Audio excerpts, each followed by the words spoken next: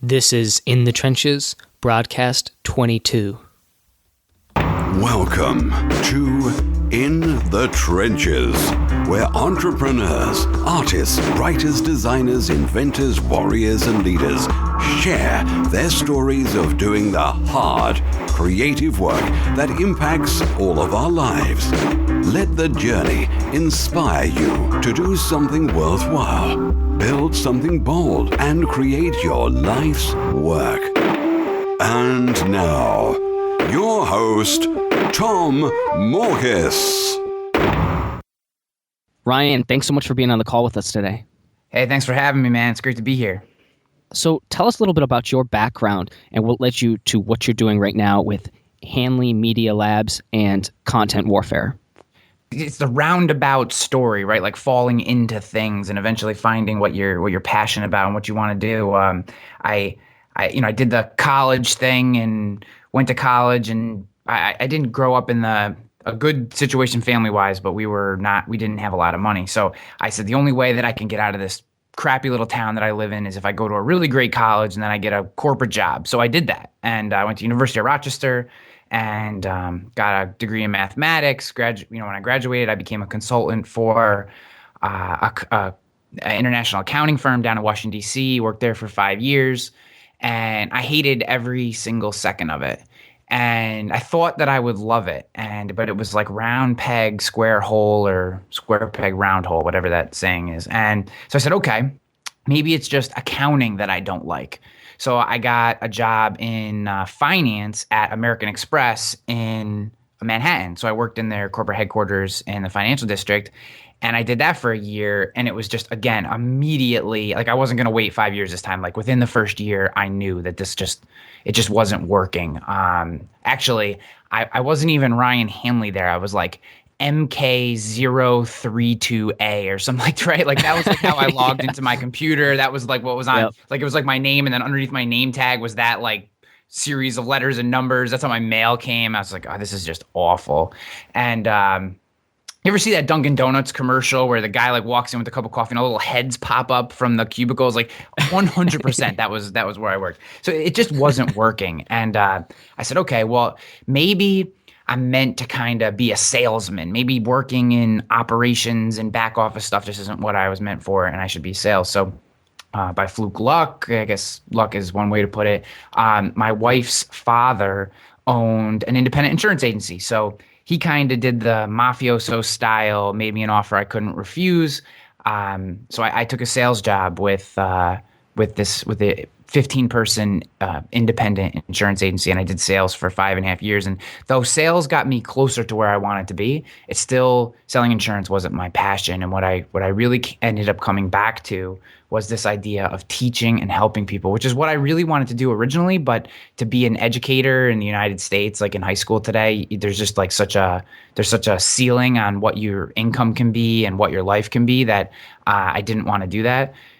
So I found this helping people through blogging and doing podcasts, and I was moonlighting in consulting, and finally I got the Murray Group to a point where there's really no place for me to go. So about 3 weeks ago, I kind of soft launched my own digital marketing agency, Hanley Media Lab, where targeting mid to small size businesses and helping them win the battle for attention and stand out from the crowd. And it's been very, very good stuff. I feel alive. And I'm just very happy to be where I am right now. Dude, that is awesome and a great story. Obviously we've connected before, and so I know you're a hustler, and so I know what you put into your work, and I'm also aware of the quality of work that you create, and I have been for some time. I mean, really, if I have any questions when it comes to like a lot of different things on social networks and social outreach and things like that, especially Google Plus or anything like that, I'm just like, Ryan's the guy. Like I'm like, go to Ryan, just ask Ryan. He'll know the answer. Yeah, man.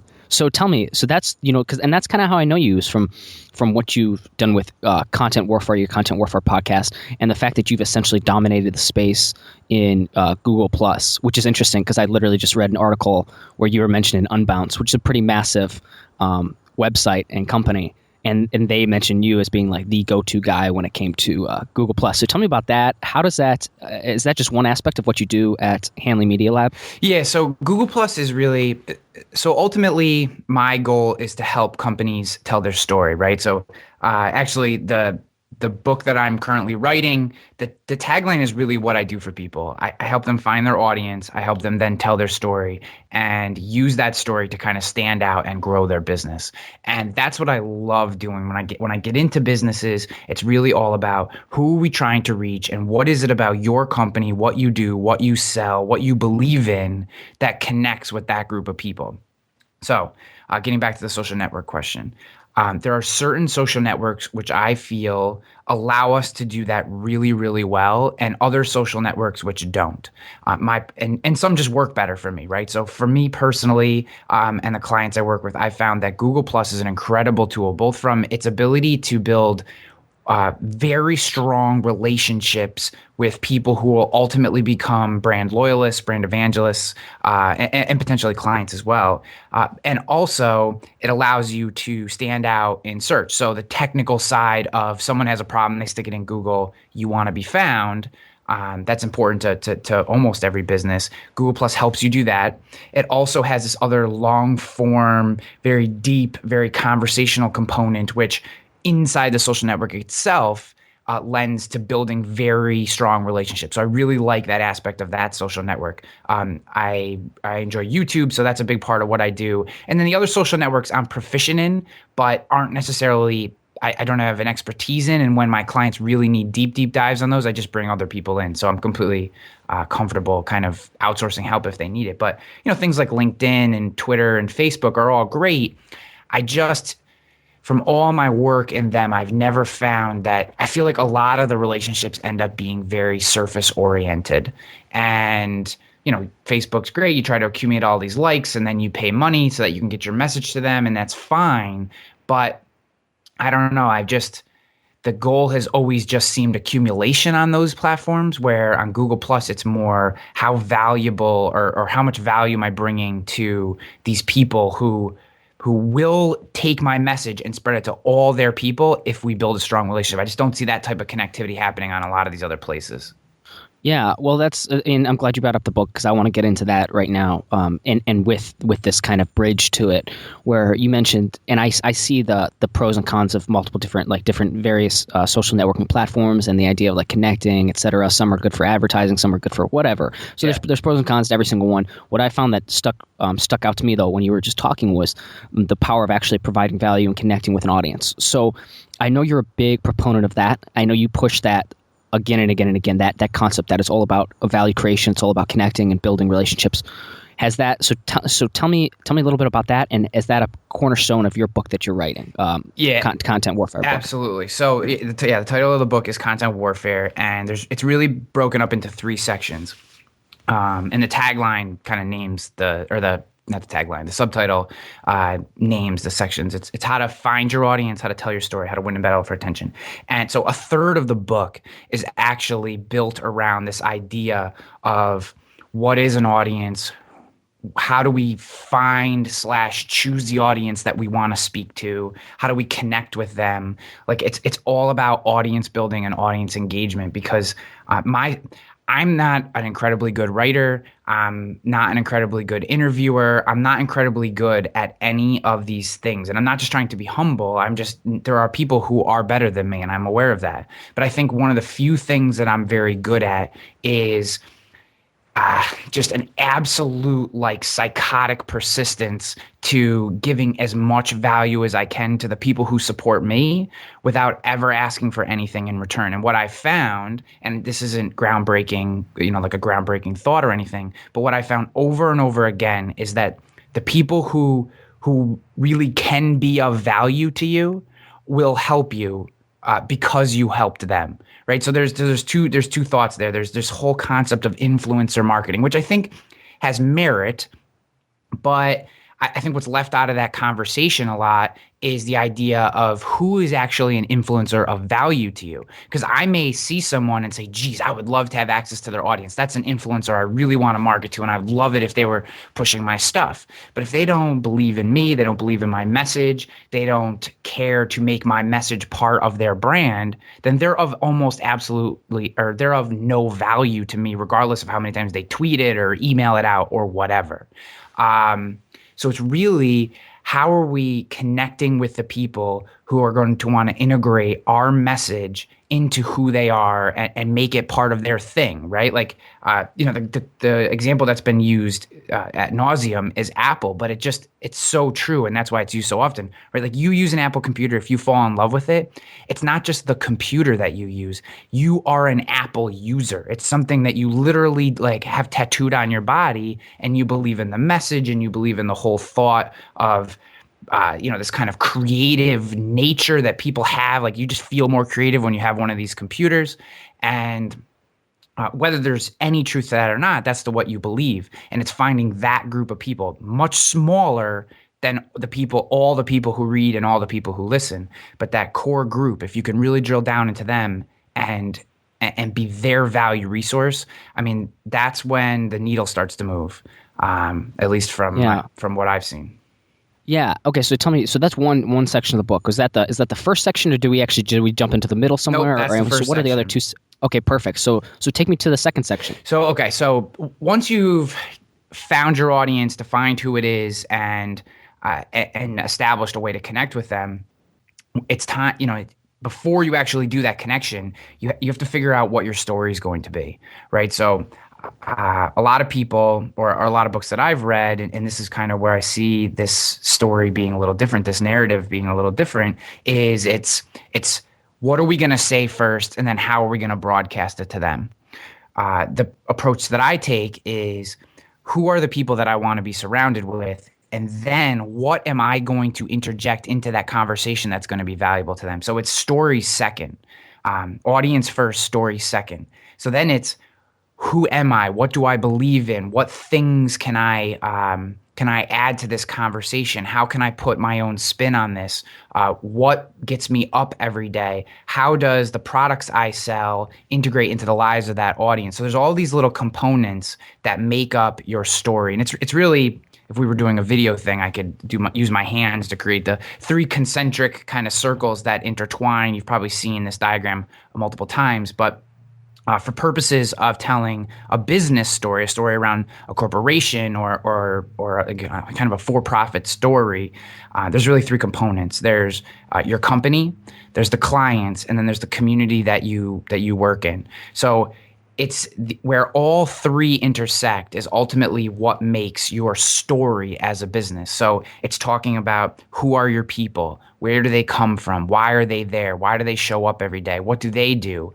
Talking about your clients. So really there's 2 portions to that. There's, who are your clients and why do they do business with you? And also, how do you serve your clients? And then the 3rd concentric circle is community. And that's talking about issues not directly related to your business or your clients in particular, but that are impacting what you do. So if it's a local business, this is very easy. You're talking about different things like festivals that are going on, or new regulations that may be impacting your niche market. If you're a virtual business, it's talking about maybe some of the new tools that support your greater industry, and how you can do reviews of those tools, or you can become the resource in safety in your industry, or the resource in connectivity in your industry, and support the community that way. So it's really those 3 pieces that ultimately come together and form your story. That's awesome. I love that. Audience first, story second. That's great. And I like those 3 components. So I would actually, it kind of sucks right now because I know we have limited time, and I would love to dig into this piece of it. But I want you to briefly go over the 3rd part of the book. And then if we still have time, I want to know about how you're launching this book. Yes. And I want to hear that story. So do we have enough time for that? Yeah, we definitely do. So let's do that. Yeah. So the 3rd portion of the book is then how do we take this audience and our story and ultimately win the battle for attention? Okay. So, attention is the kind of term that's thrown around a lot by marketers.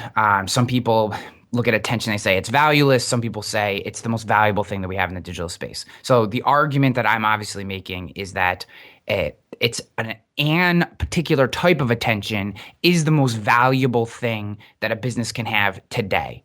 It's not necessarily your products or services.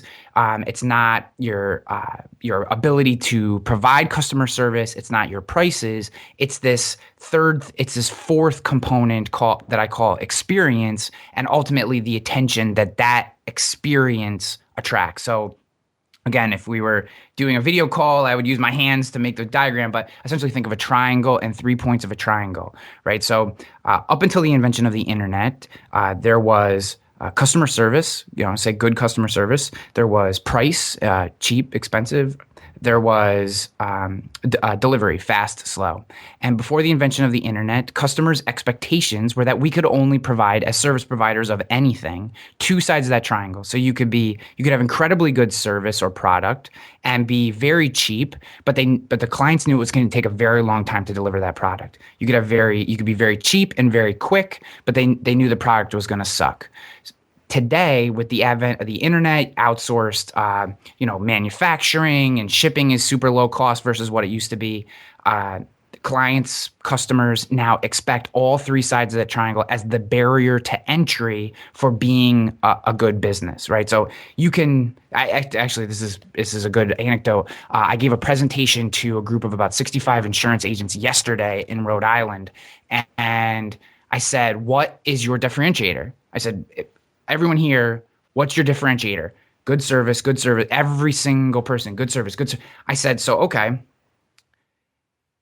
good service can't be your differentiator if there's 17 of you in the room that have good service, right? I mean, just think about that. If everyone in this room says that good service is their differentiator, then it's not a differentiator. It's the barrier, because it's what people expect. If you don't have good service, you don't get any business. Good service just gets you in the door. The difference is the experience that you're creating. An example I used in that room was one of the agency's owners was a big Harley enthusiast. And I said, this is perfect. You can use your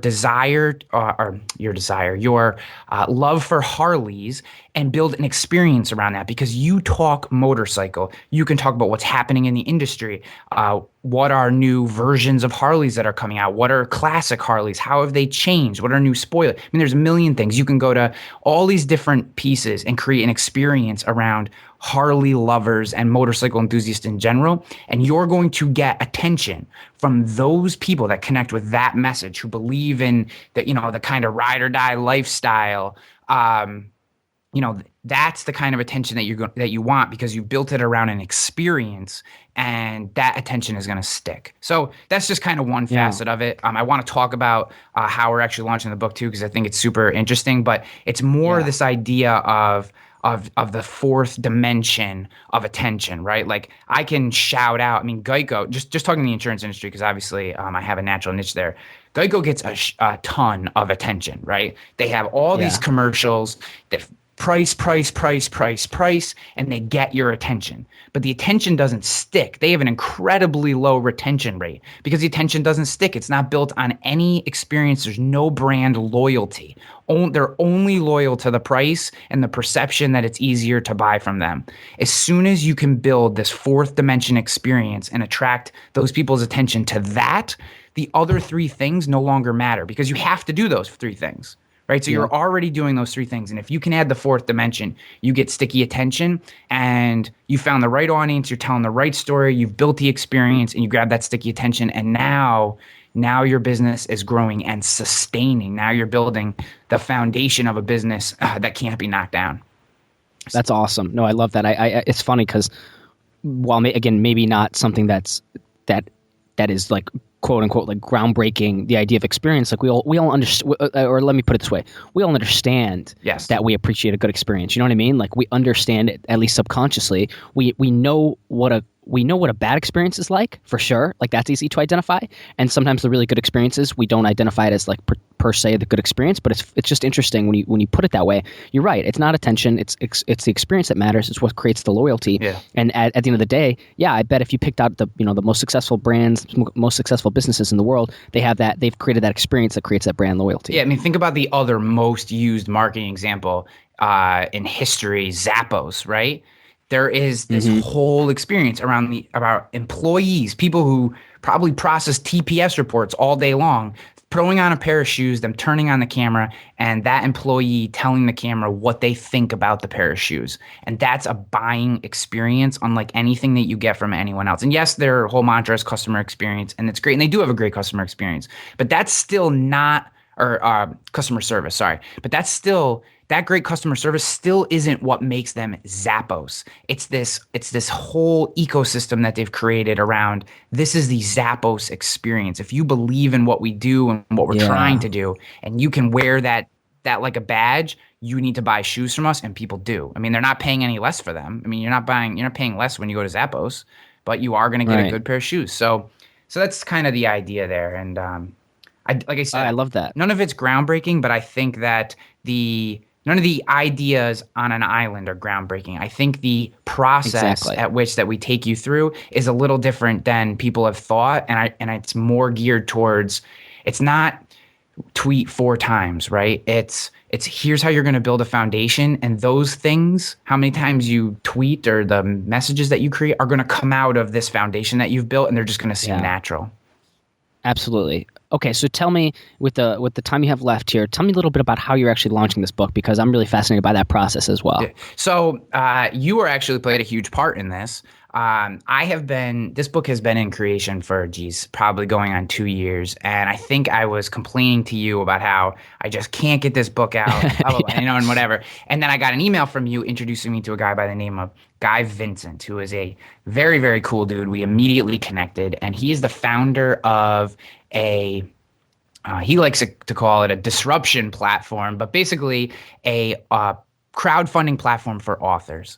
And but it's more than just that, right? Like, you get him and his guidance and his services, which have been invaluable to me. And what this process has basically done is kind of, it's allowed me to start to activate my audience. So I actually just posted something on Google Plus about this today. I don't know how that will coincide with the launch of this episode, but and the thought process was, or the pushback that I've got from people around crowdfunding has been, it's just a money grab. Like, you haven't even created this thing yet. Like, you're just trying to get some money up front. Like, why aren't you waiting until the book is done? It's like, BS like that. And my response to them is, here's what crowdfunding does for you. Okay. First of all, it allows you to finance some of the expenses of a book project that you may not necessarily have the finances to get out, or that would put undue pressure on you and the creation process, right? So my whole thing with this book has been, I wanted to self-publish, but I really wanted it to be as high quality as it possibly could. And in order to make that happen, the financial aspects of that, I didn't want to put undue strain on myself, because then I worried about pushing the book out too quickly and not having it be the product that I wanted. But more than the finances was this idea of activating your audience. So you don't, people will tell you that they'll buy something, right? Like, so if you called me up and you said, "Hey Ryan, I got this new book idea. It's really cool. Would you buy it?" I'd say, "Sure, I would." Right? But when you actually sent me the link, would I buy it? Would I not? Who knows? Okay. But when you do a campaign like this, a crowdfunding campaign, and you ask people to support an idea, a belief system, a product, a project, before it actually has come to completion, what you're saying is, what they're saying is, I believe in you and this thing, and I'm willing to put money up front. This is a good idea. You should move forward with this. So it's audience validation of your idea, and it gives you basically, not that you need permission, I don't want to go down that path, but it gives you kind of the green light to, okay, this idea is something someone will pay for, and you really need to make this as good as you possibly can. So it's been an incredible experience. We can talk I have a few more minutes than I thought I did. So if you want to talk about a few more things in detail, I'm happy to do that. Yeah. Yeah, that'd be great. And if you have to cut off, just let me know and we'll cut off. I will preface this with saying that when do you actually start the campaign? The campaign starts June 8th. It'll run for 30 days. Cool. Yeah. So that means I think this will be coming out around June 8th, around that time, Cool. give or take a day or so. So when people hear this, first of all, where should they go? Do they go to publishizers.com? They can go to publishizer.com, publishizer.com, or just go to contentwarfarebook.com, and that URL will redirect you right to the campaign page. So contentwarfarebook.com will have a redirect to the Publishizer campaign. You can get there and check it out. There's lots of cool rewards and stuff that we're doing. Yeah, and I'll have that in the show notes so everybody knows, and they can also come to my website. But that makes it really easy. Contentwarfarebook.com, and it'll redirect them. So this idea of I love the concept of crowdfunding. I love the idea of validation. I love the idea of finding out if something can work right at the outset, because I think the killer of many businesses and many great ideas is not validating the idea soon enough. Maybe it could have worked, but you don't get the validation early enough, so it collapses, or you spend all this time building something, and then nobody shows up, right? And so crowdfunding solves both those problems, right? Which I think are the two greatest risks to any business, to any idea, to any creative endeavor, to any project. So I think this is awesome. Plus, it's fun. So tell me a little bit about getting people inspired to support crowdfunding, because you laid out the reasons why it's great. Yeah. How do you actually inspire people to come and contribute and give to an idea? Yeah. So first of all, it's all about a lifetime of audience building, right? Like I have been building. This is the first thing that I've ever asked my audience to pay for, ever. In the time that I've been creating, this is the first thing. So I don't constantly ask them for things, which may or may not be a workable business model long term, but we'll see. The point is, I have an audience already that I give to as much as I possibly can. So there are already people there. If you're completely starting from scratch with an idea, there are probably other models that you have to take. What I have done, considering the fact that I have a built-in audience, is like the Austin Kleon show your work method, right? So basically, I use a tool called Hackpad. I actually think that I've given you access to come in and check out the thing. But Yep. But as I create in that space, I'm pulling off interesting quotes, interesting stats, quotes from other people that I'm adding to the book. I have a dedicated Facebook group, which I call the Founders Community, which will get, they'll ultimately have access to potentially be beta readers, and they'll get additional things that anyone else wouldn't get, because they've come in, they've supported me, they've had access to different sketches for the Mars Dorian is doing the cover, which is going to give it a really interesting look. And the poor guy, I've made him do like 10 sketches, and I know he probably yeah, I hates saw me, that process. but he's doing a fantastic job, and it's like coming along, and it really looks great. I'm really happy. And I've given this kind of audience who've given me their email and joined this Facebook group kind of behind the scenes access to all those sketches, getting their feedback. So I'm just kind of dripping out piece of information, getting people excited. It's mentioning it in context in different posts on Google Plus. We're going to do some other different things, but really what I've gotten the most traction from is just showing people the work, right? Just like giving people backstage access to the mentality of what's going into the book, the things that don't work. Oh, I need to put it on hold for a week because I have this thing going on. Like I emailed everyone. I just said, my kid's being born this month. Like I'm literally not going to write a word. I'm sorry. And people like went nuts. They're like, oh, don't worry about it. Boom, boom, boom. Here's my friend. He needs to get involved in this. So people like want to be part of a thing, and which I get too, because I'm the same way, right? Like you believe in a message and you want to be part of it. And by giving people the behind the scenes access to your creation process, it really allows them to attach themselves to what's going on. That's awesome. So, and I'm really excited to see. I think this is going to blow up. I think you're definitely going to. Do you have a minimum funding goal for this? 10,000. 10,000. Awesome. And that's gonna finance the art that you've done, the editing, the actual physical print of it too, right? Because that's what Publishizer does as well. Yeah. I do have to wrap up, Tom. I'm sorry. Cool. Yes. Yeah. So the 10,000 basically just pays for all the expenses of the book, because we're doing a hardcover run with a really nice jacket. We're doing a bunch of other stuff. So that 10,000 goal is just an expense to make the book the best quality product I can, because I think that I owe that to my audience. So.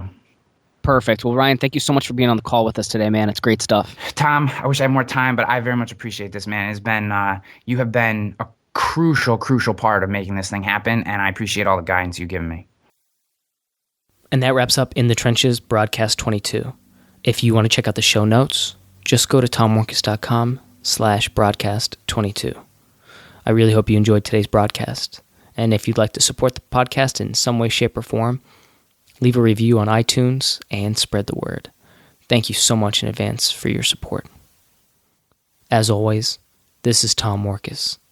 If you're listening to this, you are the resistance.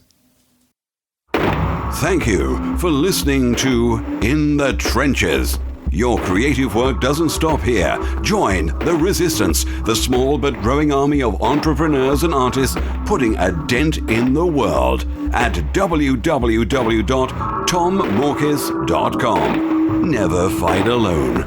Join the resistance.